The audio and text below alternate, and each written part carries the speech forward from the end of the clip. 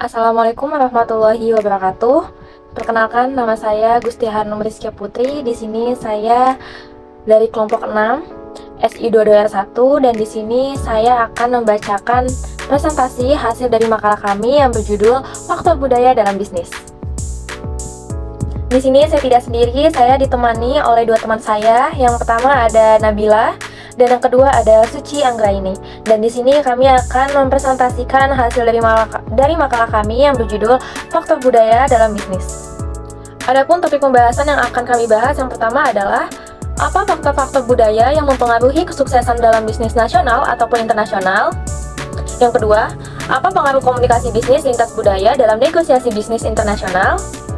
Yang ketiga, bagaimana cara menerapkan budaya perusahaan yang baik dan optimal pada suatu bisnis.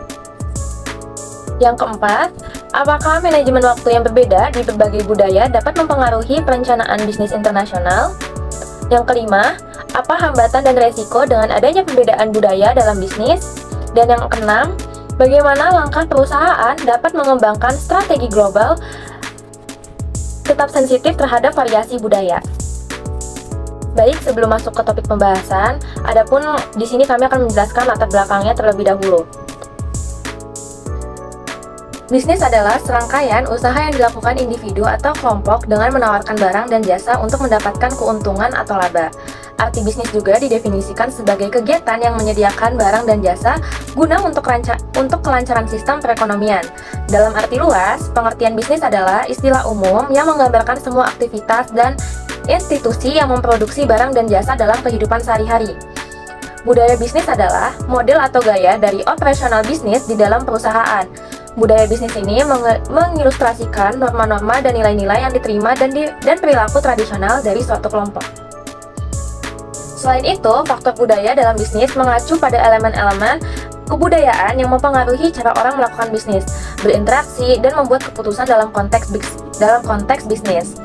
Kebudayaan mencakup nilai-nilai norma, kepercayaan, kebiasaan, dan praktik yang ada dalam masyarakat dan mempengaruhi perilaku individu maupun kelompok. Dalam konteks bisnis, pemahaman terhadap faktor budaya menjadi sangat penting.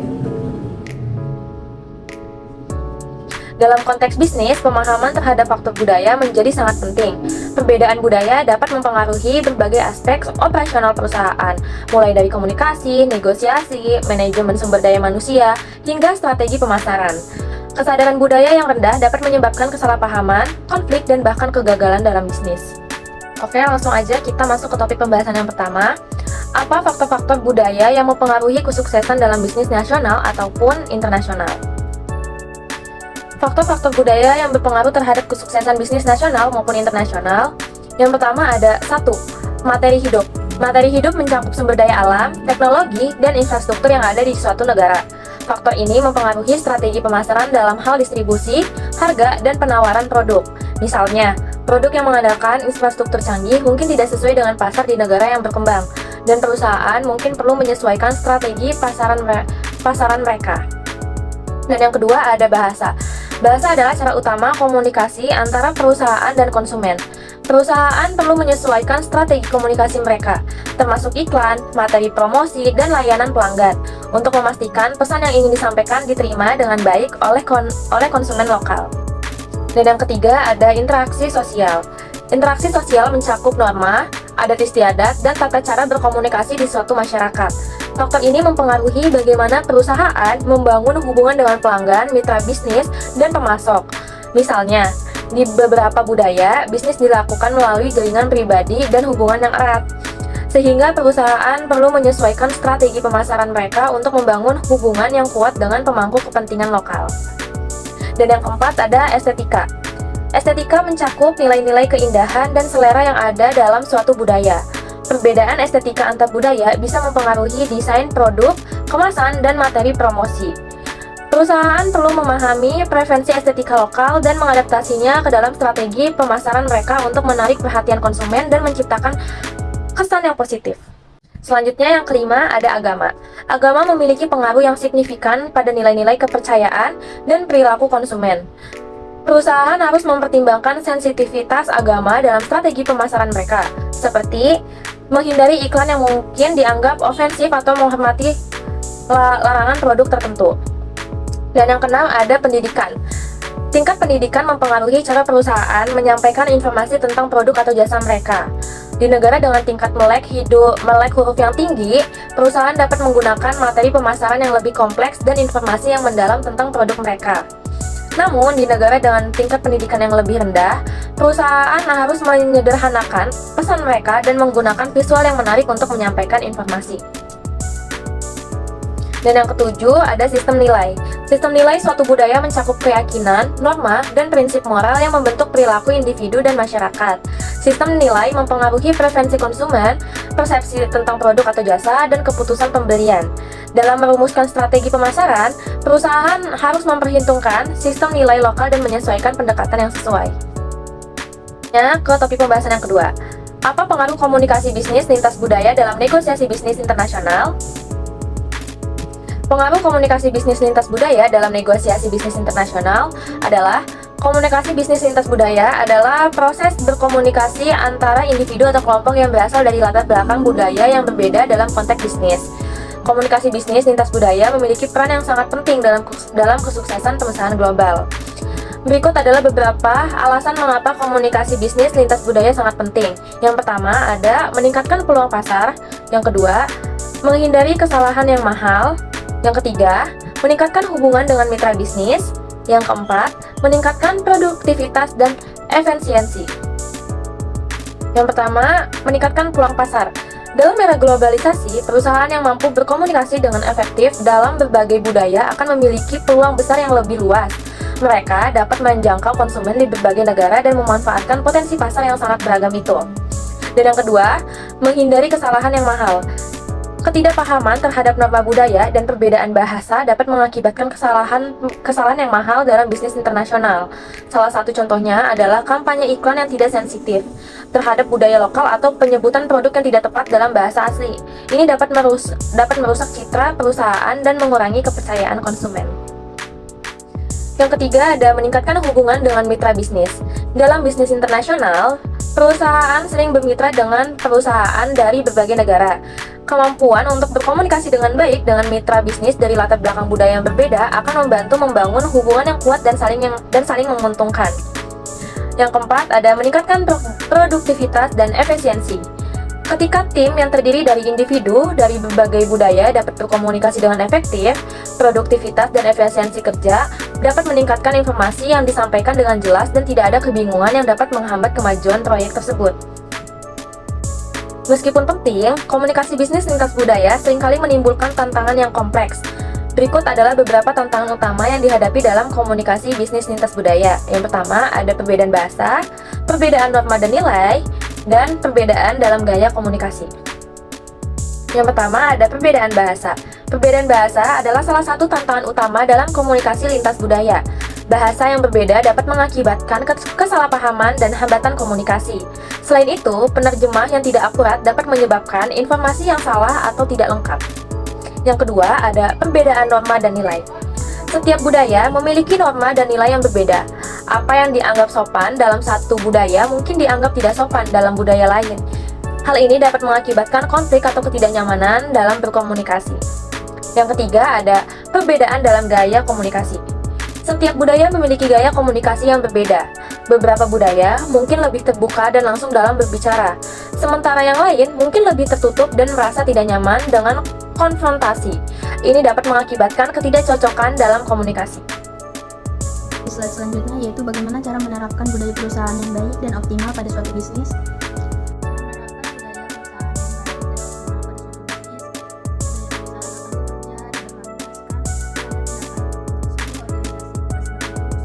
Sumber daya manusia dalam hal ini harus mampu memupuk tanggung jawab serta bekerja keras agar bisa mempertahankannya. Berikut merupakan langkah dalam menciptakan budaya perusahaan agar dapat berdiri kokoh. Satu, yaitu menentukan nilai visi dan misi. Langkah pertama dalam menciptakan budaya perusahaan adalah dengan menentukan kesamaan nilai visi dan misi dalam organisasi seperti integritas, kolaborasi, atau inovasi dengan menyelaraskan serta mengkomunikasikan secara bersama anggota tim lainnya, maka akan semakin terlihat nilai visi dan misi yang jelas.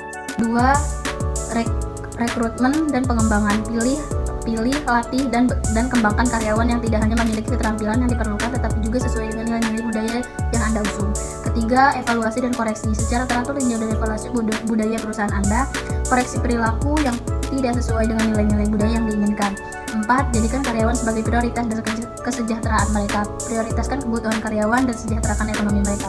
Hal ini tidak akan memberikan tunjangan saja kepada mereka, namun juga bagaimana cara memimpin serta memperlakukan mereka dengan baik.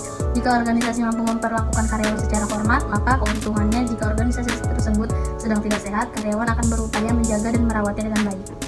Usahakan jalin komunikasi secara terbuka dengan karyawan. Tanpa adanya komunikasi yang terjalin apik dengan karyawan, pimpinan tidak akan pernah tahu bagaimana evaluasi penilaian kinerja pada masing-masing karyawan dan apa yang harus dan perlu ditingkatkan dalam kinerjanya. Jelaskan secara detail informasi apa saja yang mereka bisa ketahui dari perusahaan. Perlu diadakan meeting secara teratur untuk memberikan update informasi. Berikan kesempatan pada karyawan untuk menyuarakan ide dan gagasan yang mampu menunjang pertumbuhan perusahaan. Yang keenam, pekerjakan karyawan sesuai dengan posisi yang tepat. Dengan memperlakukan karyawan secara tepat akan berdampak signifikan pada perusahaan Anda. Jika Anda baru saja memulai menciptakan budaya perusahaan, pekerja orang yang tepat untuk mewakili budaya yang ingin tercapai. Ketujuh, berikan umpan balik. Berikan kesempatan karyawan untuk memberikan kontribusi dalam bentuk umpan balik. Ajukan pertanyaan yang sama untuk karyawan lain dalam hal persamaan persepsi. Tanyakan juga apa mereka puas berada di tempat kerja atau tidak. Apa yang mereka suka dari budaya perusahaan agar menjadi tolak ukur untuk mempertahankannya. Yang kedelapan yaitu seorang pemimpin harus mampu memberikan contoh. Kunci penting dalam menciptakan budaya perusahaan adalah memimpin dengan cara memberikan contoh. Pemimpin dan karyawan kudu saling bersinergi dan mewujudkan budaya perusahaan yang ingin dicapai. Pemimpin mencontohkan, nanti karyawan yang akan mengikuti jejaknya. Lalu pembahasan selanjutnya yaitu apakah manajemen waktu yang berbeda di berbagai budaya dapat mempengaruhi perencanaan bisnis internasional? Ya, manajemen waktu yang berbeda di berbagai budaya dapat signifikan mempengaruhi perencanaan bisnis internasional. Beberapa budaya cenderung lebih fleksibel terhadap waktu atau polikronik, di mana janji waktu bisa lebih fleksibel dan waktu terkadang dipandang sebagai konsep yang lebih organik daripada mekanis. Di sisi lain, budaya yang lebih monokronik atau memiliki waktu yang dianggap sebagai sesuatu yang terpisah dan harus dikelola dengan ketat, cenderung lebih menitik beratkan pada tempat, waktu, dan jadwal yang ketat. Dalam konteks bisnis internasional, perbedaan ini bisa menjadi tantangan. Misalnya, ketika sebuah perusahaan dari budaya yang poliklinik berinteraksi dengan perusahaan dari budaya monokronik. Perbedaan dalam menentukan prioritas waktu dan mengatur jadwal bisa mengakibatkan kesalahpahaman atau ketidakcocokan dalam harapan-harapan bisnis. Perencanaan proyek, pengaturan pertemuan, dan koordinasi kegiatan bisa dapat terpengaruh oleh perbedaan dalam manajemen waktu ini. Lalu kemudian faktor yang mempengaruhi yaitu ada beberapa. Yang pertama, satu konsep waktu, kedua pertemuan dan janji, ketiga negosiasi dan keputusan bisnis, keempat komunikasi dan expectation, yang kelima pengaruh pada efisiensi dan produktivitas.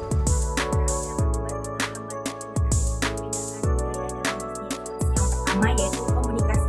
Perbedaan bahasa dan gaya komunikasi dapat menyebabkan kesalahpahaman dan miskomunikasi. Ini dapat menghambat aliran informasi dan mengganggu koordinasi tim. Yang kedua, yaitu nilai dan etika kerja. Perbedaan dalam nilai-nilai budaya seperti pandangan terhadap waktu, kerja tim, dan hierarki dapat mempengaruhi cara bekerja dan interaksi antar karyawan. Yang ketiga, yaitu gaya manajemen. Gaya manajemen yang efektif di satu budaya mungkin tidak berlaku di budaya lain. Misalnya, gaya manajemen yang otoriter mungkin kurang diterima di budaya yang lebih egaliter. Yang keempat yaitu negosiasi dan pengambilan keputusan. Perbedaan budaya dapat mempengaruhi proses negosiasi dan pengambilan keputusan, terutama jika masing-masing pihak memiliki pendekatan dan harapan yang berbeda. Yang kedua yaitu ada risiko. Risiko apa saja? Yang pertama yaitu konflik antar karyawan. Perbedaan budaya dapat menyebabkan ketegangan atau konflik di antara karyawan yang berdampak negatif pada lingkungan kerja dan produktivitas. Yang kedua yaitu kepuasan pelanggan. Jika perusahaan gagal memahami dan menghargai budaya pelanggan, ini dapat menyebabkan ketidakpuasan pelanggan dan berpotensi merusak reputasi purchaser. Yang ketiga yaitu kepatuhan hukum dan regulasi. Setiap negara memiliki regulasi dan hukum yang berbeda, termasuk mengenal tenaga kerja dan bisnis. Ketidakpatuhan dapat menimbulkan sanksi hukum yang serius. Yang keempat yaitu resistensi terhadap perubahan. Karyawan mungkin menunjukkan resistensi terhadap perubahan yang dipicu oleh perbedaan budaya, seperti implementasi kebijakan baru atau integrasi teknologi baru yang tidak sesuai dengan kebiasaan mereka. Dan ada strategi untuk mengatasi hambatan dan resikonya itu yang pertama pelatihan lintas budaya, menyediakan pelatihan tentang kesadaran budaya dan keterampilan komunikasi antar budaya bagi karyawan. Yang kedua, rekrutmen dan inklusi, menerapkan kebijakan perekrutan yang inklusif dan memastikan bahwa lingkungan kerja menghargai dan merayakan keberagaman. Yang ketiga, penelitian pasar, melakukan penelitian mendalam sebelum memasuki pasar baru untuk memahami budaya lokal dan preferensi pelanggan. Yang keempat yaitu konsultasi dan kemitraan lokal, bekerja sama dengan konsultasi atau mitra lokal yang memahami budaya setempat untuk membantu navigasi pasar. Dan yang terakhir yaitu fleksibilitas manajemen, mengembangkan gaya manajemen yang fleksibel dan adaptif terhadap berbagai budaya. Baik, di sini saya akan membahas tentang langkah perusahaan untuk mengembangkan strategi global yang tetap sensitif terhadap variasi budaya. Yang pertama yaitu penelitian dan analisis budaya. Lakukan penelitian yang mendalam mengenai nilai-nilai, norma, kepercayaan, adat istiadat, dan preferensi konsumen di setiap pasar lokal. Gunakan alat dan framework seperti Hostedis Cultural Dimension atau Trompener's Cultural Dimensions untuk memetakan perbedaan budaya yang relevan. Terus yang kedua yaitu ada keterlibatan lokal, rekrut dan libatkan tim yang terdiri dari karyawan lokal untuk mendapatkan wawasan langsung dan memahami nuansa budaya yang mungkin tidak terlihat oleh orang luar. Bekerja sama dengan konsultan atau ahli budaya yang memiliki pemahaman mendalam tentang pasar lokal.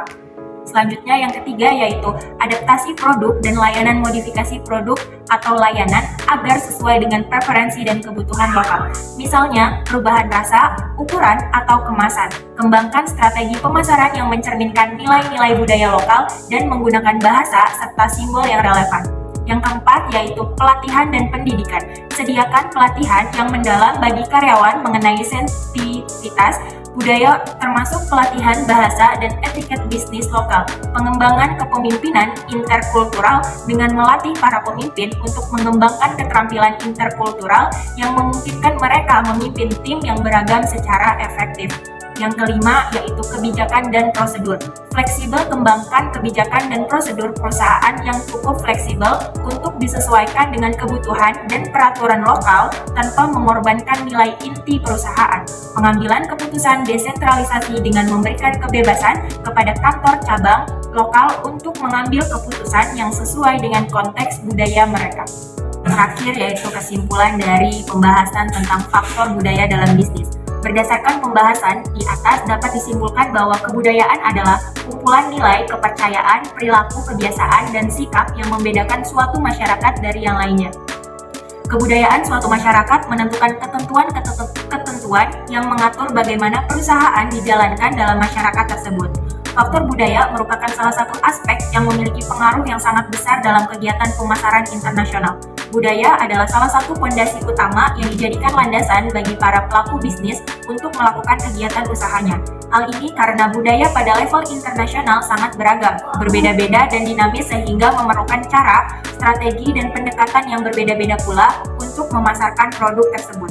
Oleh karena itu, dalam penyusunan program pemasaran yang tepat, para pemasar di tingkat internasional harus dapat memformulasikan strategi pemasaran, salah satunya dengan menggunakan konsep marketing mix atau bauran pemasaran yang disesuaikan dengan daerah pemasarannya. Tentu dalam penyusunan marketing mix tersebut harus memperhatikan aspek budaya sehingga pendekatan dan strategi marketing mix yang meliputi produk, price, place, dan promotion di satu daerah dapat disesuaikan dengan budaya setempat sehingga strategi pemasaran tersebut dapat berhasil dan tidak bertentangan atau kontradiktif pada budaya setempat yang menyebabkan kegagalan seseorang pemasar dalam melakukan kegiatan usahanya.